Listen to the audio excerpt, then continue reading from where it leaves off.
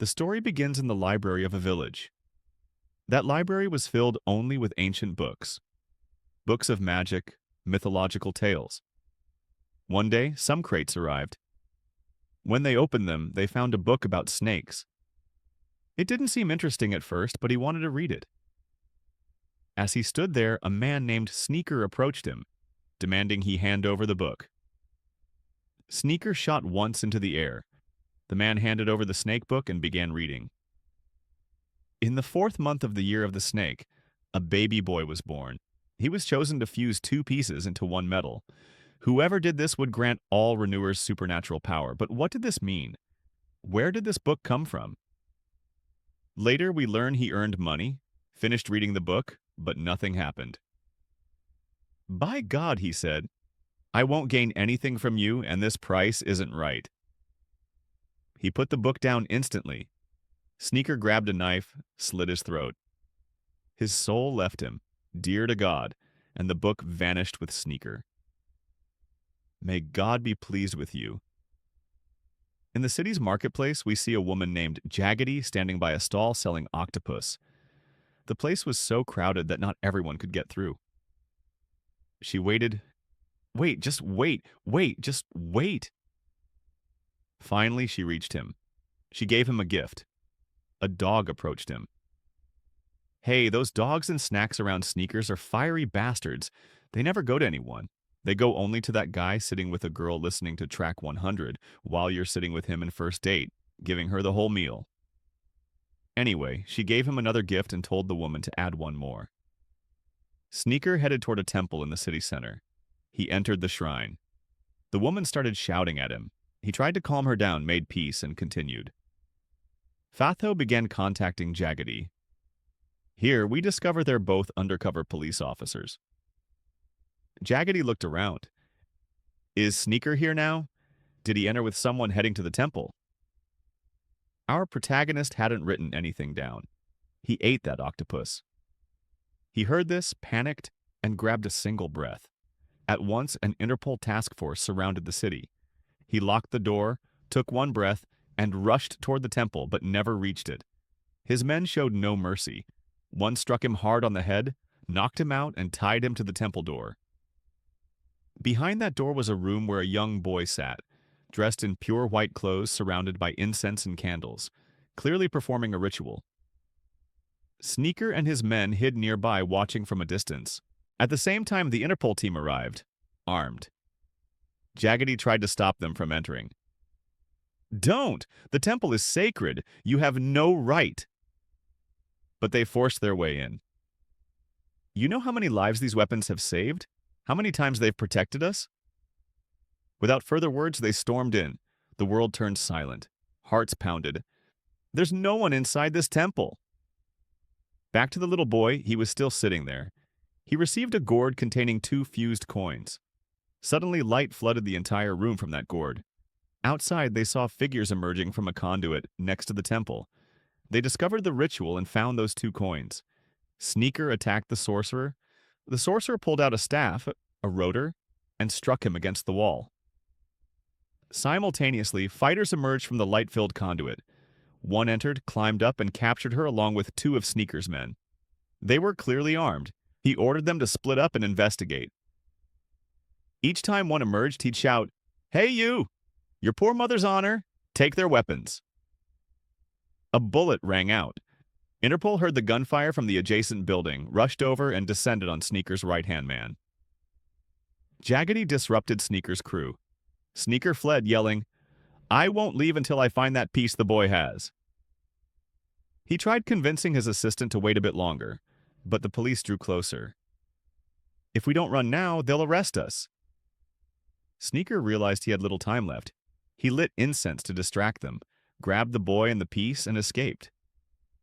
What was that piece? Why did it need fixing? Later, we learned Jaggedy wanted to track the boy. The boy created a smokescreen, fled, and disappeared into it. They lost him. Interpol chased Sneaker and his assistant as they flew away. Eventually, they got into a car. Despite escaping, Sneaker was furious. He hadn't achieved what he came for. Plus, the city swarmed with Interpol agents. He couldn't stay. He contacted a man named Lester, ordering him to bring the boy and the piece to Dublin. 2 weeks passed. Some officers tracked Lester. That night, they wore stealth suits and boarded his ship. Our heroes followed easily, hid atop containers, and began surveillance. Not long after, Lester brought the boy aboard. Now we learn Lester was hired to kidnap him, though Lester wasn't fully convinced. He called Sneaker to confirm. Just then, Jaggedy and his team swooped in from above. Sneaker confirmed the deal was done. Coast Guard forces ambushed them. Sneaker's assistant panicked. The Coast Guard ordered surrender. An explosion erupted. Jaggedy and his team were hit. But Jaggedy's squad was well trained. One leapt here, another there. One swung from above, tackled the second attacker, and pursued the third, but refused to leave without the boy. He grabbed his rifle, fired blindly. Each time someone emerged from the darkness, you could sense them, even hear the sorcerer's whisper, "Hey, you! Grab that bastard!" One kicked him hard, pinned him down. Another jumped on his legs, kicked his face. A third disarmed him, twisted his arms, and stripped him naked. "God, kill me with that staff, or end this nightmare." They beat them all unconscious. At that moment, they heard a boat engine. Damara and Harabin escaped with the boy. Our hero wouldn't let them get away so easily. He chased them, but as he lunged, the gang struck him down after the boy and left him behind. The next day, authorities confirmed the gang had taken the boy to Dublin. They sent Jaggedy after them. He flew to Dublin Airport, where a car waited to take him to headquarters. There, Inspector Nicole met him. Jaggedy entered the chief's office. Nicole emerged, tall, sharp-eyed. He didn't dislike her. All day, he'd be kidnapped, released, and sent back to investigate. Truthfully, he liked her. She was exactly as Haj Mahdi's described. She handed him a pastry and told him to follow the lead investigator. On the way, they chatted. We learned they'd met 3 months earlier. He'd called her, but never again. That's why she was silent. "Here, take this poor girl back," he joked. People often confused her for his parents' daughter. They entered the chief's office, greeted him, and were introduced. The chief presented Watson, the same Interpol agent who'd raided the temple. "Remember the dog? We found its tracks." "Jaggedy, this is Watson. He'll assist you and provide everything you need." "But sir, I can't work with him. Remember what happened in the first operation? When I saw the light escaping the gourd, I told you we should have gone in together." The chief tried convincing him, but Watson insisted Jaggedy work alone. "Find another officer," Jaggedy said, and left. The chief couldn't assign anyone else. Watson was the only one fully briefed on Sneaker's case and had been tracking him alongside Jaggedy. Jaggedy sat thinking of a solution. Nicole suggested visiting Watson's home to persuade him. Jaggedy agreed. That evening, they bought a bouquet of roses and headed to his house.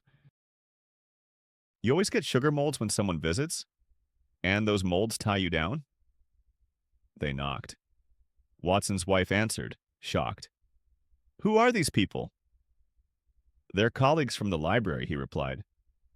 "We learn his family doesn't know he works for Interpol. He wanted to chase Jaggedy but couldn't do it in front of his wife. He welcomed them warmly. They dined, played music, laughed, and relaxed, staying until Watson forgot the past and agreed to cooperate. That night, Nicole dropped Jaggedy at his apartment. From his balcony, he watched her leave, admiring her silhouette. "God, give us joy like this," he whispered. Exhausted, he told her, "I'm tired." "Go rest," she said. "Guard your walls." "All right," he replied. "Guard your walls." She left. He entered, found her waiting. She asked about the night and morning plans. He exited, hailed a taxi, but before he could leave, Sneaker's assistant appeared. Jaggedy didn't notice. The assistant grabbed him from behind, pressed his mouth to the door, and dragged him inside. When Jaggedy tried to escape, the assistant took him away. Later, they questioned why the assistant had taped his mouth. They were stunned, realizing even Sneaker's assistant was confused and fleeing the gang. "No birds, no flight," the gang leader muttered, still tracking Jaggedy despite losing his crew. Everything turned white, nowhere to hide. From the plane, he saw Jaggedy approaching, He shoved him, slammed the door, and entered a garden. Jaggedy closed the gate behind him. The gang leader laughed. I escaped, but acted like he was suffocating. He climbed through an upper opening and vanished. Today felt strange. Was it luck or curse? Maruk's side leapt onto the ground, followed the boots, descended stairs, chased him across rooftops, through alleys until reaching a dead-end road. The gang leader tried climbing a crane. Jaggedy faster caught him, slammed him to the ground, and choked him before he could speak. No time to waste, Jaggedy thought. He skinned him first, then gave him a dog's death. He dove into a trash chute, resumed questioning. Where's the port? He learned the gang headed to the harbor. Jaggedy, Nicole, and the team rushed there. Upon arrival, they split up. Jaggedy moved like a ghost, climbing shelves, slipping between containers. While searching, he encountered a strange-looking thug. Jaggedy approached to verify, but suddenly Lester and his men appeared, escorting the boy. Police surrounded them. No one moved. Jaggedy spotted Lester with a Kalashnikov. Those trying to grab the boy were struck down. One hand grabbed another, spun him around. Jaggedy saw his teammate trapped. He leapt, tangled two attackers, chased Lester while two others pinned him down. Damn, they buried me alive, Jaggedy cursed. One struck him hard. He collapsed, joined by a man named Haunch. Haunch also fought fiercely, but didn't stay with Jaggedy. He threw a punch to the gut, then continued. Two enemies charged. Jaggedy dodged, spun, and saw the boy running after one of them. He entangled the attackers, broke free, and two escaped with him. The second enemy ducked into a container. Our hero didn't hesitate. He sealed the container and resumed searching for the boy and Jaggedy. Inside the container, he found Jaggedy hiding. Nicole, also working undercover, fought fiercely, landing blows on one attacker, then another. She was skilled, but fate intervened. May God bless you, and may you marry her. Jaggedy called Watson. I'm trapped in a container with the boy. Watson couldn't identify the container's color. Jaggedy banged on the walls. They located it. But when Nicole tried opening it, the door jammed. She struggled as fighting continued outside. Suddenly, a crane lifted another container and smashed it into theirs, sending it into the sea. Water began flooding in. Jaggedy knew they couldn't escape. He inflated a balloon-like chamber nearby, placed the boy inside, and stayed outside. He noticed the balloon's chain couldn't stop leaks. He took the metal piece from the boy, tied it to the chain, and manually sealed the leak. Exhausted, he held on, until finally, Lesto disappeared underwater. Authorities later retrieved the container from the sea. They found the boy unharmed, but Jaggedy was unconscious. Nicole administered first aid, but security protocols prevented further help. As they moved him, the boy approached, placed the metal in Jaggedy's hand. It glowed, just like in the temple. The boy hid it in Jaggedy's pocket and left. They carried Jaggedy's body to the morgue. Nicole said goodbye. As Jaggedy exited, Watson covered his head, apologizing repeatedly for recent failures. He seemed deeply troubled. Watson kept apologizing until Jaggedy stopped him. Who are you? Where did you come from? It's me, your friend Malik. Don't you recognize me? Jaggedy? And who's this sleeping guy? Are you Jaggedy? Is this your corpse? Both were dazed, confused. Neither understood what happened. They calmed each other, reviewed events, and Jaggedy remembered the boy giving him the medal before vanishing. He asked Watson about it. Watson retrieved it from Jaggedy's pants pocket. Jaggedy clasped the medal. Suddenly, a serpent coiled around him, and his body transformed. Watson was shocked. Only the boy could explain this. They rushed to the hospital. On arrival, a nurse handed Jaggedy's shoes and returned the medal. The boy deeply cared for Jaggedy.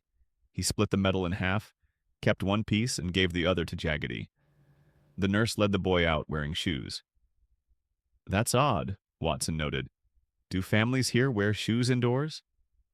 No, came the reply. Our hero realized the gang was tracking them. Suddenly, intruders burst in, bayonets drawn, blocking exits. Jaggedy leapt from his chair, clung to the ceiling. The nurse pushed bayonets toward him. He dodged, crashed into the roof. He didn't understand what was happening. He tried escaping, but his head struck something unusual, revealing supernatural strength. To confirm, he dropped from above and landed effortlessly. Papers flew from his body like feathers. Even his attackers were exhausted. As they dragged the boy away, Jaggedy roared, fiery, relentless. He struck one down, then another. They couldn't handle him. The gang fled, realizing they couldn't defeat him. At that moment, Nicole and a police unit arrived. Jaggedy asked Watson to keep this secret among them. He hid before they saw him. They entered, found the nurse injured. "What happened?" they asked. "The gang tried kidnapping the boy. I took him for safety," she said, leaving with the child. Outside, Jaggedy muttered, "That power, who gave it to me? How did he strike me like that? Am I crazy, or did my friends betray me?" "He hit you hard," someone said. "Look, here's the wound. Your head's dented, yet you're fine. You still doubt you have powers." Meanwhile, gang members returned to base. Sneaker sat angrily. Only shadows remained. "We failed to retrieve the boy. And that Jaggedy, he flies like a bird. We drowned him in the container, shot him. How is he alive?" Sneaker confirmed the legend. Every 1,000 years a child appears who can activate the metal's power, granting the bearer supernatural strength. But to fully transfer the power, the current holder must die, as happened to Jaggedy. Then the boy absorbs the full power. Sneaker's men prepared a poisoned cup. If they didn't return the boy, they'd be killed. But the poison wasn't strong. The boy, sensing danger, activated his power instinctively. He stood before them, just like Jaggedy, and collapsed onto the floor, vaporizing. The boy hasn't fully absorbed the metal's power yet, Sneaker realized. He grabbed the metal, flipped it, missing half. "Where's the other piece?" "It's with Jaggedy," the boy said. Sneaker understood. Jaggedy had split the power. To complete the transfer, the boy must stay alive so Jaggedy could reclaim the full power. Back with Jaggedy, Watson decided to evacuate his family. He woke his wife gently, revealing the truth. Gang members ambushed them. They planned to kidnap Watson's family and demand the medal. His wife, usually calm, suddenly fought back fiercely. She'd hidden this strength all along, even from him. Hunch and Lester appeared with reinforcements. "In God's name!" Hunch cried. He'd subdued Jaggedy at the port, but now, with Jaggedy empowered, he stood no chance. Jaggedy unleashed hell, defeated them all, and they surrendered. Elsewhere, Nicole searched for the boy. The woman who'd shaken her head in the sandstorm attacked her, pinned her down. A brutal fight ensued, fist to fist, kick to kick. Nicole gained the upper hand, striking hard until the woman fled, limping. Nicole continued searching, found the boy restrained. As she freed him, Sneaker appeared, grabbed her hair, lifted her skyward, and nearly threw her, until the boy placed the medal in her hand. It fell to the ground. The medal flew toward Jaggedy and Sneaker. They clashed over it, each pulling violently. "Pull! Keep pulling!" The chain snapped. It attached to the horn of a statue. Men stuck to it like glue. Jaggedy struggled to reclaim it. "Throw it with the horn!" the boy shouted. Jaggedy didn't hesitate. "Throw it!" He shattered the horn with his medal before Sneaker could reach it. Creatures burst forth, devouring everyone. Jaggedy resisted, tried dragging his ally, but ultimately collapsed. The medal fell. Jaggedy reassembled it one last time, then returned it immediately. The boy reclaimed it and vanished into thin air, just like Amtra Nicole, upon returning, gained Jaggedy's same power. She dragged him away as chaos erupted. "Where are we going?" someone asked. "The world's upside down, just follow." And here we reach the story's end. If you liked it, don't forget to like,